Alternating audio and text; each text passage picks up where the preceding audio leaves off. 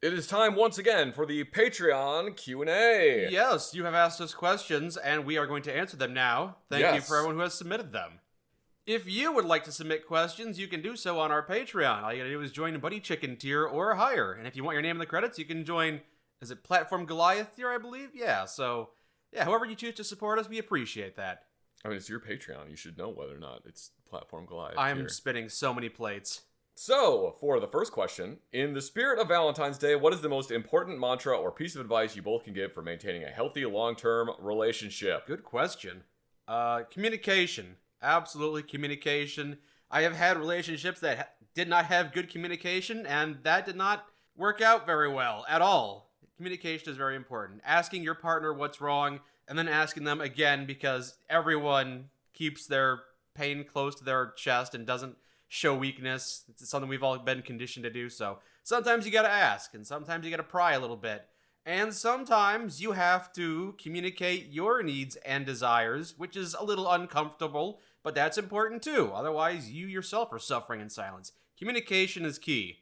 I would agree with that. I think that communicating with the person that you're with is one of the most beneficial things you can do. Something else that I think is incredibly beneficial is just being with the right person. You have to be with someone that actually meshes well with you, that you are similar enough. I feel like a lot of people end up with someone that they don't necessarily mesh well with, and then they kind of just try to force the relationship to work. Yeah, I understand that. We spend so much time around awful people and terrible people that the moment you find someone who's half decent, you think that there might be a future there, but just because they're a decent person, just because you're both decent people, doesn't mean you're going to have a lot of chemistry. But yeah, I think the most important piece of advice for maintaining a healthy long-term relationship is communicating with them. Mike, what is your favorite memory you want to share about your fiance? Oh my, there's a lot to choose from. Walking through the flower garden, where she had a nice little sundress on, that was delightful. We also went to go see the cherry blossoms in DC. That was delightful as well. We got to ride the tram together. She was familiar with the area, so she was able to navigate that a bit more deftly than I would have been able to do. It was a nice experience. There are a lot of great experiences, but those are two delightful little excursions we went on. That's private. Thank you very much. I won't talk about that. No, I'm just kidding. Gonna hold him close to the chest. There's a lot of them. How about the road trip? Yeah, the cross-country road trip. The cross-country road trip that we took together. Just like spending time with her. The one of the first times that she got to see actual like a large amount of snow. Yeah. My fiance also was unfamiliar with that, so that was a delightful experience for her as well, to come by and be able to make snow angels in the snow. I like spending time with her so much that every moment is my favorite moment. But you guys just gotta pick a handful of them to share. Actually, one of the favorite moments that I had with my fiance was I can't remember exactly how it went, but I loaded up a video on YouTube that was Goofy from Mickey Mouse singing "I'm Blue Dabu Dee Dabu Die," and she was so aghast and horrified. And I kept on finding these awful Goofy sings these awful songs. And she was so annoyed. I couldn't stop laughing. I actually was rolling around the ground, holding my chest because I was in so much pain because I'd been laughing so much. Fun little moments like that. So, what is your fondest gaming memory? Oh my. So many to choose from. Hard to pick. I would say for me, it would be the Nintendo 64. Me and my two younger brothers would just huddle around this TV in the basement. Just kind of a dank basement with brown carpet and an old CRT TV. The typical millennial basement, so like wood paneled walls and like the brown carpet. Yep, exactly. And we just played things like Star Fox 64, which was the multiplayer for that was not good at all, and Diddy Kong Racing and Mario Kart 64 and Mario Party. We just had years of fun. And then the GameCube came out, and I moved on to college, and I didn't really play as much GameCube, so I kind of drifted away from that, but those are fun memories. I remember playing Resident Evil 2 on the Nintendo 64, which, yes, they released Resident Evil 2 on the Nintendo 64. Right. They somehow managed to jam that entire game into one N64 cartridge. It was quite the talent back then. I would play it in the basement, and my dad had a whole like sound system set up, hooked up to the TV in the basement. And I remember every time I got to the part where you are in the interrogation room, and you pick up the item at the back of the interrogation room, and then a licker jumps through the two-way or the one-way mirror. Yes, I remember that moment. And I remember every single time I would get to that point, I would pause the game and get up and turn the volume all the way down on it, because otherwise it would make me jump, and I was really worried that like I was gonna get yelled at for it being too loud. So every single time I would do that. That doesn't sound like a fun gaming memory. That sounds like you were on edge when you were playing the game because you didn't want to get in trouble. It's still kind of fun. I remember playing Resident Evil 2 on the N64, and I beat that game so many times on the Nintendo 64. Both scenarios. That's how you know we're millennials, because our fondest gaming moments are both from the Nintendo 64. I also miss playing Battlefield 3, like when I was in college. Oh yeah, we played a little bit of that together. I played entirely too much Battlefield 3 on several consoles. I missed that game. That was a good game. It was fun. Would you consider playing the Red Dead Redemption games? You could even do the Red Dead Online multiplayer. I really want to see a Wild West gun rant. I don't want to say no to that. Have you ever played any of those games? Yeah, I've played Red Dead Redemption 2. That's a really good game. How many hours would you say put in that one? I can't remember. I haven't beaten it. Ah, okay. I never beat that game, but I did put quite a bit into it. It is, I don't want to say slow, but it is very deliberate. Right. It is an incredibly deliberate game. It is very good. I never really played the first Red Dead Redemption. I did. I played it all the way to the end, and I had a great time with it. I never went back to it, but I remember it being a really fun experience. I had a good time with it. See, I never played the first one. I keep like wanting to go play the second one again, but like then I just end up playing Death Stranding for the 5th time. Yeah. To me, Red Dead Redemption and its sequel are two of those games where it's like, this is a really well-received game, a lot of praise. It's one of the industry's best products, like the best video games ever made, makes all these top 10 lists, top 20 lists, etc., etc. But I know it's going to be such a time investment. I feel like I always need to make time for it, time that I just never have, so I just never get around to playing them. I don't know if the Red Dead Online multiplayer is still functioning in like a meaningful way. Or good, yeah. I know that it still exists, but like last I heard, it's just absolutely filled with hackers. Like Grand Theft Auto 5 Online? Yeah, kind of. And I think, It's just a scam to sell you shark cards. It's how it always felt to me. I always wanted to stay away from that. I played Grand Theft Auto 5. I had a good time with it. I beat that game too. I've played some of Rockstar's games, but I never was super into them, and I shied away from them ever since the shark card nonsense. I think at one point I wanted to play Red Dead Online or Red Dead Redemption or whatever it's called. I wanted to play the online one, so I like got the game on Steam, I think. I installed it, and then I went to play it, and it was like, oh, well, you need to make an account. So like I tried to make an account, and it just kept directing me to the I basically had problems where I couldn't seem to get the account made. I don't know why.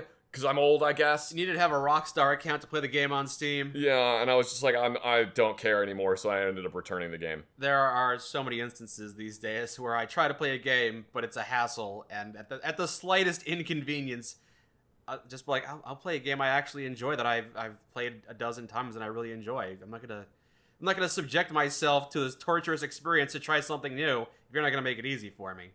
As for like a Wild West gun rant, I'm not as familiar with like the Western period of firearms, and I know that that's like it's like getting closer to World War I era firearms, but like again, I'm not as familiar with those as I would like to be. More of a modern firearms kind of guy. Kind of, but I don't know. It just depends on what my special interest has latched onto for specific guns. That's true. So. Yeah. Wondering if you would consider playing any of the Army of Two games or Left 4 Dead 1 and 2. I have never played any of those games. I've played the Army of Two games. They're they're entertaining. I think they're fun. I literally had not thought about them until this question. They're kind of fun. And then like Left 4 Dead 1 and 2, I played a lot of those games. I really liked playing them. Cooperative horde battler games. Yeah. Is that what Army of Two is as well? No, Army of Two is just a third-person shooter that you play with 2 people. Oh, okay. Yeah. I like third-person shooters. No, they're fun. I don't want to say no, because, like, possibly. If we can find the time to play them, then heck yeah. I want to play more Back 4 Blood. There you go. But nobody, one, wants to watch me play that game, and 2, likes that game. Yeah. I'm the only person on the planet that likes that game because one person made a video that said, actually, this thing that's really cool fucking sucks, and you all should hate it. And everyone went, oh, wow, it sucks, and I hate it now. I'm sure there are a lot of people whose opinions have been shaped by public sentiment. But who knows, maybe you'll find a couple other people to play that game with you that enjoy it as well. Well, I mean, there's no point now. It's dead. No? Like, they're not Updating it? They're not, like, working on the game anymore. Would you guys be up to playing Perennial Order? It's a co-op one-hit boss rush game that isn't terribly long. You'd think we'd enjoy it. I had never heard of that. I looked into it. It seems interesting, but I'm not really sure it's my kind of game. The only game that's like that I enjoyed was Enter the Gungeon, and I really suck at Enter the Gungeon. Oh, is Perennial Order kind of like a bullet hell game? No, it's I feel like there's bullet hell elements, but it's similar in that you can do like the dodge rolling and you attack with like a sword instead of guns. Yeah, I really suck at Enter the Gungeon. Like I've only beaten it once, and the only way I was able to beat it was by cheating. Wow, all right. That's the only way I've ever been able to make it past the second level in Enter the Gungeon. So it seems like it might be a tough game. It's mad 'cause bad. I just kind of lack the patience for them, and then I get really pissed off at the game. I think it looks cool, and I think it looks like an interesting game. I just don't know if it's necessarily something that I would want to play. I gotcha. As you have both been in the military, what are your opinions on the propaganda part of Helldivers 2? I can't speak to that because I haven't played Helldivers 2 yet. And would you be willing to play together? I think it's just goofy propaganda that's meant to be over the top and very silly. Like, I don't think you're meant to take it seriously. Yeah. From what I've seen, that seems to be the case. There's a bunch of people running around yelling about freedom and democracy while killing bugs. It doesn't seem to be too serious or anything. Or robots. Or squid aliens. Yes. On jetpacks that have telekinetic powers. Mm-hmm. And you just yell freedom and liberation as you kill them. Democracy. Yeah. For democracy. We did it. We saved democracy as the entire planet is on fire. But yeah, we can play it together sometime. I just got to get myself a copy, and you seem to enjoy it, so we can have a good time together. I'm not sure if I can trust Mike to not troll me and act confused as to why I'm upset. And signal a drop pod to land on your head, stuff like that. Mm-hmm. Yeah, might be a bit of trolling. Well, I would never do that. This is what I mean, and then acting confused as to why I'm mad at him. What are your feelings on the Metro series? Pretty ambivalent. I played Metro 2033. I played that to the end. I streamed that. Had a pretty good time with it, but never really grabbed me. Not the kind of thing I'd be interested in. It takes a lot to get me interested in a first-person shooter game in general. It's not my cup of tea usually. First one I played was alright. I'm not interested. You've mentioned that you don't like the sound design. Yeah, I don't like the sound design. I get really irritated at things in the game that don't make any sense, and I don't care that the guns are cursed. I'm glad people out there enjoy it. We get this question a lot, so it must have a lot of fans, but it's not really our games. Yeah. You don't necessarily have to keep this in the video. I looked up gameplay of it just to be like, do I actually dislike this game? Is it really the sound design that is one of the things that irritated me? And I looked it up, and it was the scene where it's the character Artyom, main character, and some other guy, and they're walking along in the subway. Right, which is where the entire game basically takes place. And the other guy says, Artyom, be quiet. There's an enemy trolley with the machine gun that's looking for us. And so the player character has just finished looting stuff. Okay. They take a few steps forward from where the guy stops, and the guy yells, Artyom, hold your fire. Yeah. He has not shot, not once. The guy yells, Artyom, hold your fire. The trolley starts shooting at the player character. So the player character hides behind a brick wall. The machine gun that is being shot at him, I have heard airsoft guns that are more threatening. It just sounds like... It sounds like a fucking Nerf gun. The bullet impacts are ripped straight from the source engine. I swear to God, they are just bullet impacts from source engine. And then they sit there for about 30 seconds, and the player character turns around and looks at the other guy who just sits there with a blank expression on his face. Yeah. And then eventually the trolley leaves, and the other guy says, Artyom, why would you do that? What? You didn't do anything. Like, why would you shoot at them? It doesn't matter. Let's keep moving.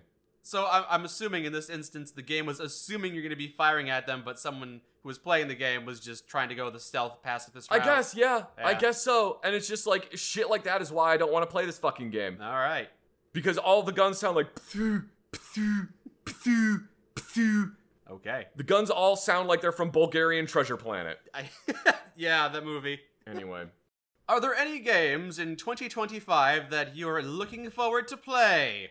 Does Metal Gear Delta come out this year? Yes, it does. Okay, Metal Gear Delta could be good. Looks like Yep. Konami's updated that a bit. That could be fun. That could be... I'm actually looking forward to that. I have gone from outright hatred to cautious pessimism to cautious optimism Ooh. on Metal Gear Solid Delta. All right. Yeah, so Metal Gear Solid Delta, supposedly GTA 6 is going to come out this year. We'll see if it doesn't get pushed back. That looks pretty cool. Sure. Elden Ring Night Reign is coming out in like 2 months, I think. All right, you played a little bit of that earlier. Yep. See, the thing for me is I know it's my job to be on top of this, but I never know what games are coming out when most of the time. Yeah. They take me by surprise. Death Stranding 2 is supposed to be coming out this year, so Oh. that one I'm looking forward to. Didn't realize that game was getting a sequel this year. There's 2 games that I'm really looking forward to that I don't know if they're coming out this year or not, but it's Nightmare Operator, which looks cool as shit. It's like a third-person shooter, and it looks like PlayStation 1 graphics. It's really sick looking. Honcho is another one that I'm looking forward to, which is made by the same person that made the game Jalopy. Only it's set in Japan, and you drive a little K-truck and make deliveries, and it looks really cool, and I'm very, very excited to play Honcho. Nice. I don't know if that's going to come out this year. It doesn't have a release date on it, but I'm really excited for both of those games. Mm-hmm. I'm also looking forward to playing Avowed. I know that came out recently, the next Obsidian game. This one actually got good reviews, so I just got to find some time to play it. Again, it's just one of those games that I want to find time to play. I just got to find some time to set aside and play it. I just haven't played it yet. I'm sure there are others out there that I would be excited about if I knew about them, but I'm just always out of the loop.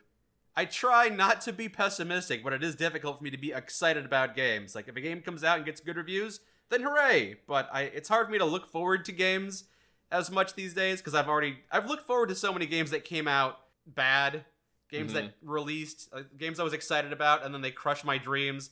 So it does temper my expectations and makes me less likely to look forward to games that are coming out. I just wait for a game to come out, and if it's good, I'll play it. I have not looked into Avowed at all. No? Yeah, I feel like it's not being promoted all that much either. I mean, it probably isn't. I feel like I did look into it, and I was just like, it looks like Outer Wilds. I don't care. I mean, it's by the same company. Just because it looks like you mean Outer Worlds? I get the names. Why did Outer Wilds have to give itself the exact same name as Outer Worlds? Hey now, Outer Wilds had their title first. Outer Worlds. Then fuck you, Obsidian. Fucking make another. Make Fallout New Vegas 2. Remake Fallout New Vegas. Stop making this other bullshit. Remake Fallout New Vegas. Don't wait for permission from Bethesda. Just do it. Just don't call it Fallout New Vegas. Just change the F to a V. There you go. That'll work. That'll get you past the judges. And then instead of the Brotherhood of Steel, it's the Brotherhood of Aluminum. Just change some shit. Brotherhood of Veal. They like eating. Exactly. Don't call them vaults. Call them balts. Balts. There you go. Now it's completely different. They're not the same thing. Legally distinct ball out. Yeah. Call it radiation falling from the sky, New Vegas. There you go. Perfect. It's perfect. Stop making other bullshit. Just make Fallout New Vegas. I don't know. Maybe Avowed is good. Again, I need to play it. I was kind of excited about it. It kind of snuck up on me. It's here now. I just haven't played it yet. Anyway. I'm amazed that they even made another game because they're too busy working on Outer Wilds 2, a game that literally 0 people asked for. You know, if Outer Wilds 2 is good, I'll play it. I keep calling it the wrong thing. Is it Outer Wilds or Outer Worlds? It's Outer Worlds. Outer Worlds 2. Yeah. I thought Outer Worlds 1 was okay, and I think that they've learned from their mistakes, and Outer Worlds 2 could be good. I thought Outer Worlds 1 was the most aggressively mid game I had ever played in my entire life. You know, we played that for a while. We didn't think it was awful when we were playing it, but we did lose interest. I think calling it aggressively mid is not not the kindest way to describe it, because I've played a lot of other games I would It describe. is the most aggressively average game I have ever played. It is like literally on the razor's edge of a 5 out of 10. All right. It is exactly in the middle. Okay, fair enough. It's not good, but it's not bad. All right. I think our opinions have shifted over time, because at one point we also said that Starfield was aggressively mid, and I think now that we would say it's aggressively bad. Yeah, Starfield's just bad. I guess I'm just hesitant to call Outer Worlds aggressively mid because I don't want it to be on the same level as Starfield. It's better than Starfield. Anyway, moving on. Have you ever considered collaborating with other YouTubers? Also, you guys are great, and I love your videos. Thank you. Much appreciated. I mean, it's something that could happen. Yeah, that'd be great. Again, I'm not gonna just say no. Yeah, it's just difficult because, being YouTubers, we're always busy. We're always focusing on the next video that we have to make. Like, even Zach and I, it's difficult to collaborate sometimes, just finding time where we're both available. Mm-hmm. Like, we've got schedules, but, even then, like, it's difficult to find the time sometimes. But there's certainly other YouTubers out there I would love to collaborate with. Zach, have you ever watched an anime called SAO Alternative Gun Gale Online? I'm familiar with it. Not really my thing. I watched like 1 or 2 episodes. I don't particularly care for it. Is that Sword Art Online? Yeah, it's related to like Sword Art Online. Oh. I didn't care for it. Okay. You know what's way better than Sword Art Online is Sword Art Online Abridged. It's an abridged parody anime that's actually got really good writing. It makes me laugh a lot. It's like most abridged animes though are It's- really good. Sometimes the abridged videos focus on really good animation, like they do a lot of fun edits and stuff like that, or sometimes just really fast paced. But Sword Art Online Abridged focuses more on pretty good writing, I would say, and a lot of fun jokes. So I think it's clever, and it actually makes me interested in Sword Art Online, not the actual anime, but that's the only way I'd be able to enjoy it. Is through the abridged parody of it. I think most of the anime I watch is like anime that's from the 90s and early 2000s. Sure, we got a bit of nostalgia Like for it. 80s, 90s anime is pretty much primarily what I ended up watching. I don't really watch anime that much. But we have a nostalgic fondness for anything that was shown on Toonami. Mike, I have a Marine friend that I want to get them something special for their birthday. What is your favorite flavor of crayon, and does brand matter? No, I'm not loyal to any brands. I would say red orange is the best flavor. I've always said that, but don't get it confused with orange red. It's a different flavor. It's a different color and a different flavor. And don't eat the purple ones; they're bad for you. It's a myth. It's like the Lucky Charms. Like the charms in the No, MRE. the purple ones are poison. Everyone knows this. Well, who made you a crayon expert? Zach, why does your photo look like Orlando Bloom, specifically when he was in Pirates of the Caribbean? Your photo? My PFP Oh, little okay. image. I don't know. It's well drawn. I just like how it looks. It is good. Do either of you EDC a pocket knife? And if you do, what is it? The hell is EDC? Emergency Defense Carry? No, everyday carry. Oh, okay. Yeah, I do. It's the Spyderco Shaman. That's the knife I have. I like this knife more than any other pocket knife that I have ever carried. I really, really like this one. Very nice. It is a very, very good knife. It has worked incredibly well, and I like it a lot. And I am currently trying to convince myself that I do not need to buy the newest version. No, there isn't. I don't think there's a new version of the Shaman, but I'm trying to convince myself that I don't need to buy the Spyderco Spidey Chef, even though I really, really want that knife.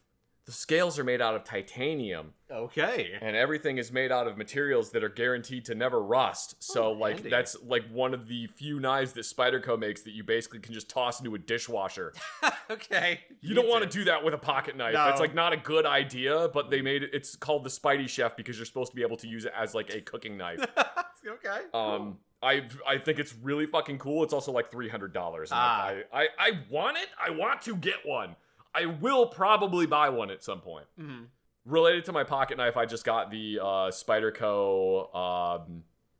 They make a knife sharpening system. I forget what the name of it is, but it's very simple to use. And up until this point, I had bought several knife sharpeners and tried to use them, and like they were fine. They were okay. I wasn't. They all involved some kind of weird mechanism that you have to like bolt the knife into it. Mhm. Or you you use like a basically tiny portable vise to hold the knife, and then you run things on it, and then you got to use like oils and stuff. And like I didn't like using any of them. They weren't great, and I had bought a couple stones, and I had tried doing like freehand knife sharpening. And it takes practice to Use get a good at whetstone. that. Yeah. Yeah. The Spyderco knife sharpening system is so stupidly easy to use, and I took one of just my random knives that I have that's some cheap kind of shitty knife that I don't really care about. I was like, I'm gonna sharpen this one first just to see if I can do a decent job with it. I spent maybe 10-15 minutes doing it and immediately was able to cut paper into tiny ribbons. And I'm just like, oh, I should have bought this knife sharpening kit a long time ago. So yeah, I highly recommend Spyderco's knife sharpening system. It's incredibly easy to use. A brain dead monkey like me can figure out how to use it. Anyway, yeah, the knife I carry every day is the Spyderco Shaman. I absolutely love that thing. Very nice. Kind of a fanboy for Spyderco knives, though, so all right. Go figure. And I'm not as much of a fanboy of any particular brand of knife, but I do have a Swiss Army blade that I carry around with me. Nail file and screwdriver and everything inside of it, too. I don't know the brand. I don't use it all that often, but I have it if I need it. Is it a Swiss Army knife? I use Swiss Army as a term for, it's a multi-tool. Oh, it's not even a Swiss Army knife. It's a multi-tool. It's a Leatherman Wave. That's not a Swiss Army knife. That's a Leatherman Wave, Mike. It's a multi-tool. I use Swiss Army knife as shorthand for multi-tool. Why is there a bunch of mustard on your file? Oh my god, is there mustard on my file? That looks like mustard. Oh, I was scraping paint or something. Oh, okay. Yeah. You should clean this thing. How do you clean the nail file on it? I don't know. It's not a nail file. It's just a file. You can use it for filing your nails as a nail file. I mean, yeah, that's true. You can do that. Again, I don't use it all that much. I got the knife on me and the pliers on me if I need it. You use to clean the file, you use a wire brush. Oh, that makes sense. Yeah. Well, you use a wire brush on that part of the file. This part that's like the very fine part, I'm not sure on that one. Yeah. I don't even remember what I was cleaning with that, but again, I don't use it all that often, so I never notice. Yeah, Mike carries a Leatherman Wave multi-tool. Mostly for opening birthday presents and Christmas presents. That's kind of the only reason I bust it out. Rarely do I have a reason for it. How often do you bust out your knife? Like every day. Like every single day I use it. What are you using it for that I'm not? Letter opening, opening packages, just cutting various things that I need to cut, like my enemies. You use your knife to open mail? It's so fun to do with your hands. Like rip into the paper packaging? Man, when you get a knife that's really sharp, it is really great to just stick it into an envelope and just watch it go and just slide across. It is it's so satisfying. I guess. To have like a really stupidly sharp knife and just be like on a letter. It feels great. I love it. Maybe it's kind of like with toothbrushes. Sometimes people prefer electronic toothbrushes that spin and whir, but there's just something nice and primal about like going to town with a brush or ripping paper open with your hands. When I got that knife sharpener and I got my knife really, really sharp, there was just a pile of shredded paper on my desk where I was sharpening it because I kept just going like and just cutting little thin strips of paper with it. Like, it's so sharp now. I had a hangnail on one of my fingers, and like right after I had sharpened it, I had this hangnail on there, and I was like, oh, I should get rid of that. And I like touched the knife to the hangnail and gently pressed, and I watched it go and just like pop off, and I'm just like, I had to previously like push down on it with the knife to get it to cut. This is insanely sharp now. It's great. I love it. Maybe I'm underestimating how useful a properly sharpened knife can be. It's very useful. The Spyderco knife sharpening thing, you can even use it to sharpen scissors. You can use it to sharpen nail file or like fingernail clippers. You know, that's actually quite handy. Yeah, you can use it to sharpen all kinds of stuff. It's great. All right. And also, every other sharpening thing that I had bought is like, you have to make sure that it stays oiled and you have to use this exact brush to clean it and blah, blah, blah, blah, blah, blah. The Spyderco one is, again, if the sharpening stones get dirty, simply place them in the dishwasher. All right. It's insane to me that Spyderco has made a product. They made a product where any other company would have made this product and gone, shit, it's too good. Nobody's ever going to buy another one. Make it shit. Make them terrible now. Make them terrible and also charge $300 for it.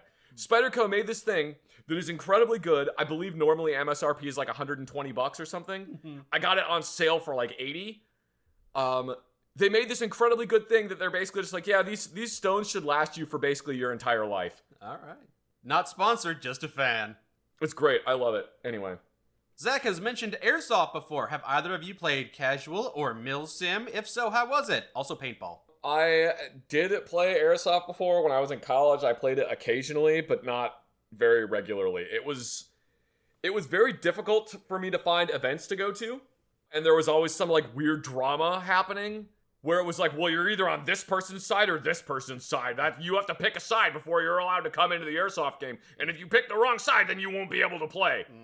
Man, I just want to shoot people with little plastic BBs. Yeah. So yeah, I really only went to like 3 or 4 events, and then I kind of just stopped going to them. I've only played paintball once. Yeah, same here. I've only played paintball once. I played laser tag more often than I've played paintball. Yeah, I didn't. The airsoft that I played was mostly casual. And yeah. Yeah, it basically just I had like a little container of pellets, and I would just kind of fire it randomly outdoors, shooting at the fence, shooting the sky, just whatever. But for paintball, I only played that once. Not super into it. It was okay. Paintballs do kind of hurt. Yeah. You gotta get all this protective equipment on, and it's a mess. Have you two ever visited the UK? If so, what did you see and what did you enjoy about it? If not, what would you like to see and do on a trip to the UK? Neither of us have ever been to the UK. Not the same thing. I stopped in Ireland on my way back from Iraq. Okay, so like the airplane landed in Ireland, I was like, wow, it smells really nice here. Is it Northern Ireland? Because that is part of the UK. I don't know. No, I don't even remember what airport we landed in. You were just there for a sorry. layover. Yeah, it literally was the airplane landed and refueled, and we got to walk around. I think we were there for like 5 or 6 hours actually, but like we couldn't leave the airport. We couldn't go anywhere. There was a spot because it was, I guess this is where the military or where the army always lands. There was like a spot with beds that like you could go sleep, but like everybody went in there to try to go sleep, so there weren't any beds available. And I remember just going outside and smoking and just being like, wow, it actually smells nice here. It doesn't smell like dirt. It smells green and like plants. I love this. But yeah, I've never been to the UK. I've never been to Europe in general. I've been to a couple places in Europe. If I did go to the UK, what would I want to do? I want to get fish and chips. Any landmarks you want to see? You want to see Big Ben? You want to see the Metro? I don't really know what... I'm sure there's lots of really cool things to see in the UK that are, like, interesting things that are out of the way that most people wouldn't know about. I just don't know what many of them are. Yeah, if you ever scheduled a trip to the UK, you'd probably look them up and go try to see them. Yeah, I would try to find specific things that I want to go see. Probably museums. I know that's always fun to do, is go to visit local museum wherever you travel. Yeah, you could go see the London. Which museum is it that's stolen everything? All of them. Oh yeah, you could go see the London Museum. That would be neat. Maybe if I ever get around to doing a collaboration with somebody from the UK, I can make a trip out of the UK. So, what are some other ways you guys say "Have a nice day"? Don't let the door hit your ass on the way out. All right, well, thanks for tuning into the video. See you around is what I usually say. I don't really say have a nice day. Take it easy. Arrivederci, frog. Thanks, man. Yeah? I don't really have other ways of saying have a nice day. Because I just don't really say that. Yeah. Leave me alone. Get away from me. I'm leaving. Goodbye. Yeah. All right, well, thank you to all of our patrons. And thank you to those who subscribe at Buddy Chicken tier or higher for all of the questions from this month. Much appreciated. And thank you to everyone who donates just a little bit every month. That's appreciated. Yes, we greatly appreciate it. Thank you so much. And if you would like to ask us questions next month, then all you have to do is subscribe at Buddy Chicken tier or higher. And then you too can ask us whatever burning questions you have about stuff. Yes, you could come up with way better questions than we can do in the moment, unprompted, off the top of our head. We're not good at improvisation. Okay, I have to think of a question now.